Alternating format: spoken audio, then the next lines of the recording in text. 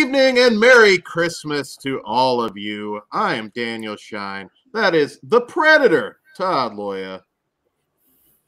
Pugs Dread. Namaste, bah humbug. And Mike Kruger. Ho, ho, ho, bitch. So 12 Days of SLASHmas is rolling on, but before we get into it, Kruger, can you explain to the good people what the 12 Days of SLASHmas is? What we do for our 12 Days of SLASHmas special is rate and review a Christmas-themed horror film, and then at the end of the show, we add that movie to a list compiled from our previous episodes. From there, we will vote to eliminate one film from that list, leaving us with our top 3 Christmas horror movies, aka our 3 final elves. So, Todd, why don't you tell us what those 3 final elves are and what's up for contention tonight? All right.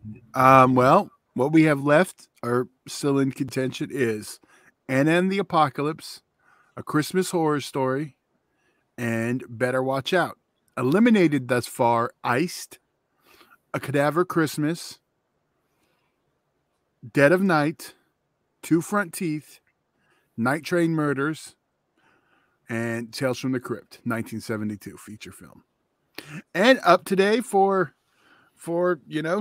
contention is Dead End. So Dan, why don't you tell us a little about Dead End? Absolutely. It's crazy when we do these lists, like what gets eliminated, because it is hard to separate such classics. Well, we had a couple that weren't so much, but Dead End. I'm curious to see what you guys think about this one. It's a 2003 film from the directing duo of Jean-Baptiste Andrea and Fabrice Canepa. And in this one, on Christmas Eve, on the way to his in-laws with his family, Frank Harrington decides to try a shortcut. For the first time in 20 years, it turns out to be the biggest mistake of his life.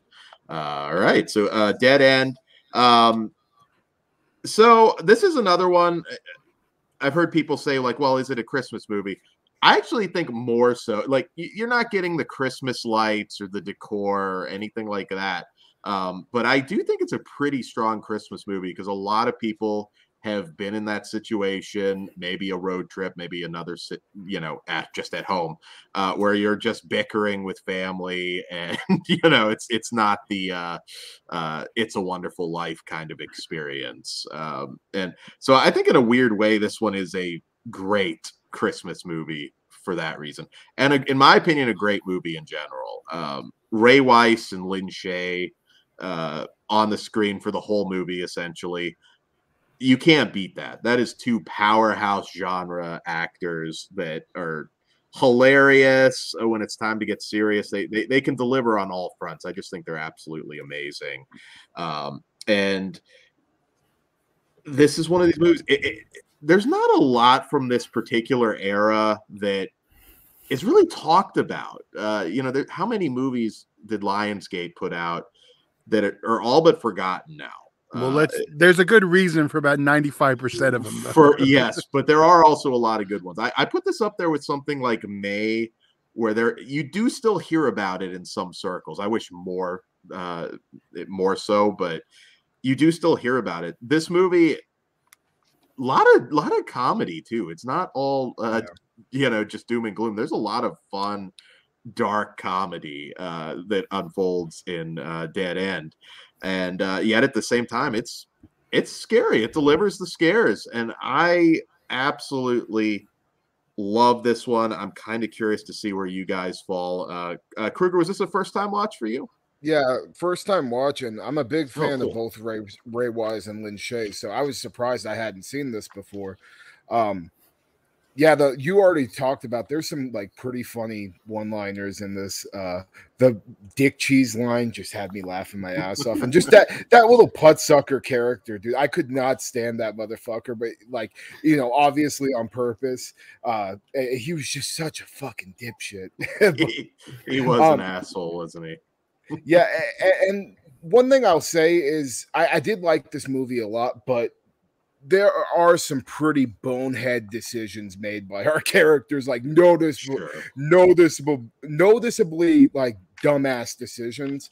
But the way things escalate with this story, I mean, it doesn't really waste any time, getting, a nice little creepy shot with the woman in white with her baby and stuff. And then from there, I got really interested in where we were going to go. And just to watch how disheveled Lin Shaye and Ray Wise's character get. I mean, Lin Shaye is absolutely batshit by the end of this movie. Yeah. And he kind of stole the show for me, to be honest with you, just because that final act. And for you. I never wanted Ruffles so bad, but I remember how you get, and that made it extra better. Yeah, and there's one absolute ridiculous scene that I have to talk about in spoilers at the end with her, and it sold me on this movie on another level. I do agree with you too on the fact that the bickering family thing does kind of get that Christmas theme across, but there isn't enough. I mean, I maybe a Christmas tree in the hospital room or something. A couple of little minor tweaks to make it feel a little bit more Christmassy. I would appreciate it more as a Christmas movie, but just on its own, I mean, it's a really, really good horror film. I'll say if you enjoy stuff like there is some practical effects and blood and gore, but they do a lot with a little in this movie. And I think if you are enjoying movies that are able to pull that off, you'll have a really good time with this. It's very like Twilight Zone. It's not like just straightforward. And that's partly what I love about it. Everyone's already put over the performances of Lin and Ray Wise. Lin Shaye and Ray Wise. I was like, they got married? That's awesome. I know. I forgot the name. But you believe them as a couple for sure. Oh yeah. Yeah. But yeah, just they're so good. The whole situation, it's awesome. And yeah, and I agree with Dan about the Christmas part because I do try to watch this one at least every other year. And yeah, that shitty family time, I get that. Going on a long drive to it's not wife nagging, kid. Yeah, are we there yet? I think a lot of people can relate to it for sure because it's that is how it is for a lot of people. I have one major complaint though. I don't think that the stuff at the very end was necessary. It was one of those cases where I was just like, you know what, you don't need that. Just and it's predictable. You see it coming like a mile and a half away. Yeah. Because the fear of the unknown, that's what this movie was, and it does it very well. And then it's like, no, you're explaining too much. I do not need that. And I don't know if it was like more for sequel purposes. I mean, I assume that's really probably what that was. But I was like, man, that's like, because this movie is so good, and I love it. I still absolutely adore this movie, but I just wish they had known to cut off at a certain point. And if you haven't seen it, it is streaming on Tubi out there, guys. So yeah. This is a gem. This is a gem from that period, and I do think in a way it will give you that Christmas feeling. Not just nostalgic for the bad, I guess, in this case. But this one also got by me. I remember seeing it when I worked at Blockbuster on the shelf, and I just always walked by it. I never even nothing. The cover, shockingly. Had I seen who was in it, I probably would have got it. The cover's not very good. There actually isn't a good cover poster really for this one. Even the international one or the UK one, it's just red and has the little car window. It's some trees. There's nothing been like super appealing for this. But since Lionsgate owns it, would really love to see a Vestron. Yeah, Vestron do a collector's series on it. Absolutely, yeah. I mean, you could get some pretty cool extras for this, and it's a good display for Lin Shaye. I mean, she's not always particularly at that time, not always in that that featured role, but she can carry a movie, man. Like, I mean, she's she's a lead, she's a supporting. Just give it to her; she'll fucking kill it. Yeah, I feel like a lot of people don't see that. It's just because everybody writes her almost the same in every movie now that they put her in. Yeah. Minus Kingpin, that was before though. But that's still one of my favorite roles. Best sex scene ever with Woody Harrelson. Yeah, man. I would love to see. I mean, this is in my opinion, what I'd like to see Vestron tackle more of. Give me this, give me May, give me Santa's sleigh, since we're on the subject of Christmas. We can do a double, well, maybe the year after we could do a couple of Christmas ones. Yeah, the idea of Scott Steiner is in Santa's sleigh 2 is catching on.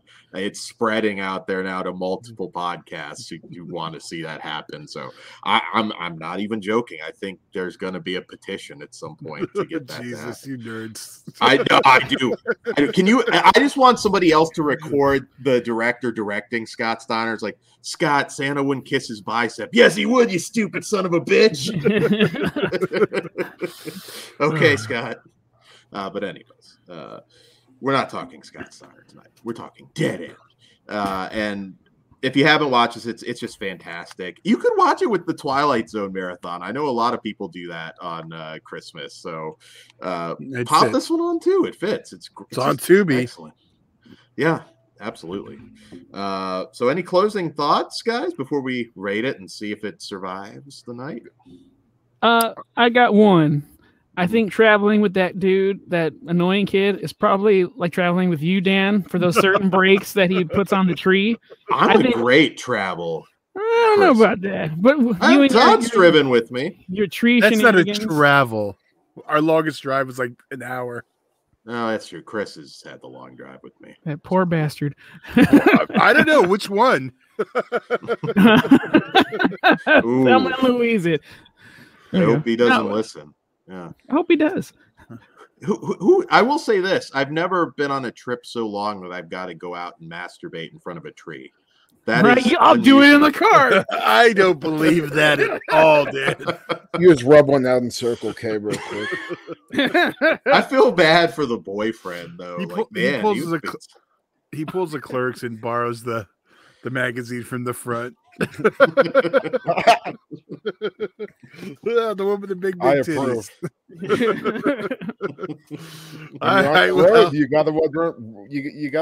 You still have needs, dude. Come on. Whatever shuts Dan up, go for it, Dan.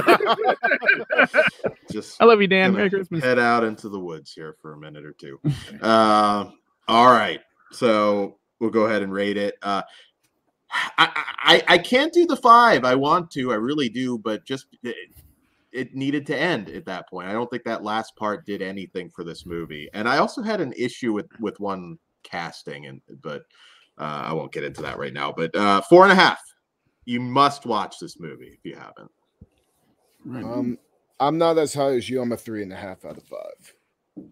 Okay. I'm a 4 out of 5. I think it's pretty goddamn strong. I'm with Dan. I'm a 4.5, and if it wasn't for the ending, I'd 100% be a 5. Yeah. So, I also wanted to point out, you know what other Christmas classic Scott Valentine was in, don't you? Is it a Lifetime movie? It's not a horror movie. I'm surprised you wouldn't know off the top of your head, though. I know. I'm thinking My Demon Lover, but that's not Christmas. Santa with Muscles. Oh Jesus! Yeah, that's the reason I don't think that. As the villain, I mean, I've seen that movie once because we watched it for the show. Only once? Yeah. And now I have the Blu-ray in the collection. Jesus Christ. Steve Valentine. I'm sorry, not Scott Valentine. Oh, well, then I don't even. Jeez. Then it doesn't even matter now, Dan. I thought Nick was on there from Family Ties. I don't even care. Steve Valentine. But yeah, he was the villain. He had the nunchuck candy cane fight with Hogan. So there you go. You're not selling this. Okay. So on that note, it's time to eliminate one of the 4. I'm eliminating Dan. That's fucked up. Okay, here's what we have. I vote Dan off the island as well. All right, we have Anna and the Apocalypse, A Christmas Horror Story, Better Watch Out, and Dead End.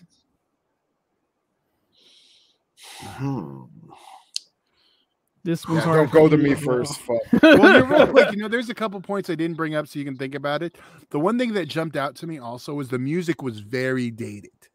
Like it was very early 2000, and like it was like kind of like I noticed it immediately, and I was like, this should have the vehicle is too. It is, but that didn't bother me like this music. I was like waiting for the Hardy Boys to come out. It was just that time, that early 2000s. I didn't have an issue with it. I mean, you grew up with it, bro. After a while, I got over it, but it like just jumped out at me. And then like the "You're Not the Father" stuff, which I'm not going to say, but yeah. So I'll kick it off if you guys want. Go for it. This is not a hill I'm willing to die on either. I'm open. Fuck. Yeah, I'm gonna go with a Christmas Horror Story. Gets the X for me.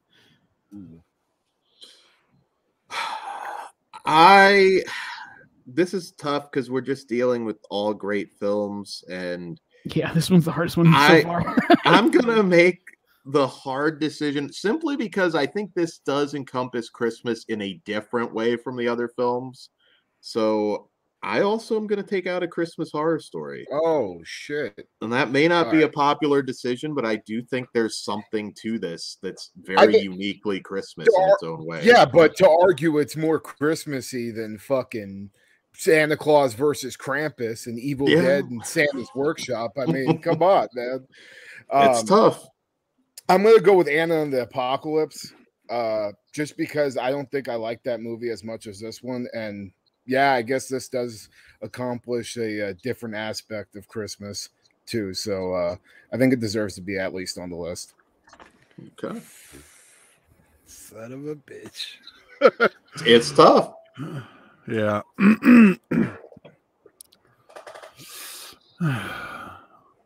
Well, between the two I'm at, it's not going to matter one way or the other. So I'll just go with Christmas Horror Story. Damn. Okay. So Dead End moves forward. Because my other one was Better Watch Out. So yeah, man, it's a tough one. I was wrestling with them in my head, and I was just like, man, I don't know this one just because it is different, but it also, I think a lot of people will see themselves in it. It may not remind you of a good Christmas, but it's Christmas. You know what? It made it from the first show to the 7th elimination. So yeah, didn't expect it to happen tonight. I thought I'd be the lone one because I just wasn't sure. It's really fucking good, man. Yeah, because we already had 3 right now that are undeniably heavy on the Christmas. It's just gonna get tougher and tougher from here. So. All right. Well, there's a couple easy ones left, I think, but maybe we'll see. I know. All right. On that note, let's go to spoilers. All right.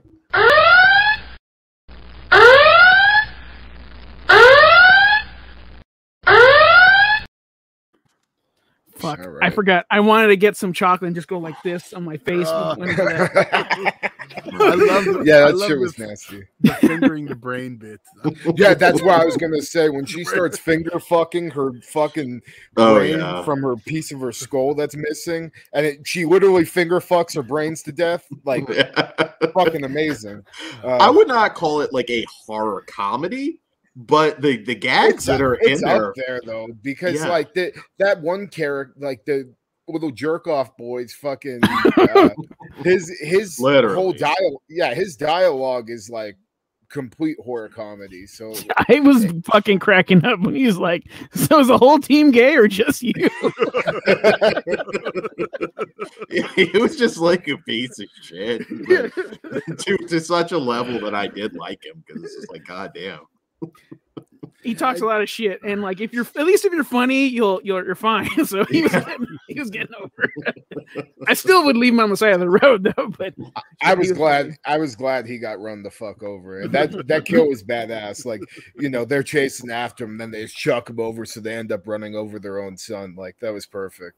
Did anybody else want fucking Tall Man to be driving the hearse? Because I was like, this would be extra badass. He's not in it long enough for it to really matter, but that's also an issue I had. And I don't know. He's been in a lot of campy stuff at Steve Valentine.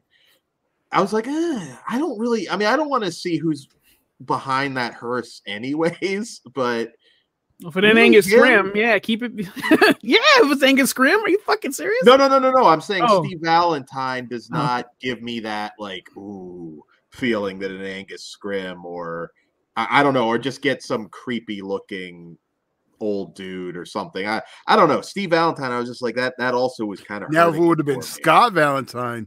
Oh shit. Scott, yeah, Carnosaur 2, man. Or Carnosaur 3. Yeah. I also in the beginning of the movie where the lady in white has her fucking dead baby's corpse. That was fucking awesome. Yeah. His name's Jesus. Today is his birthday. Get him. Yeah, they just Ray Wise too, like just that stressed out. I mean, you've either been there or you certainly know somebody who's been there. Yeah, it's just a great movie. His rationale, like maybe it's a military road. No, dude. Yeah. He just won't accept it. Yeah. Oh man.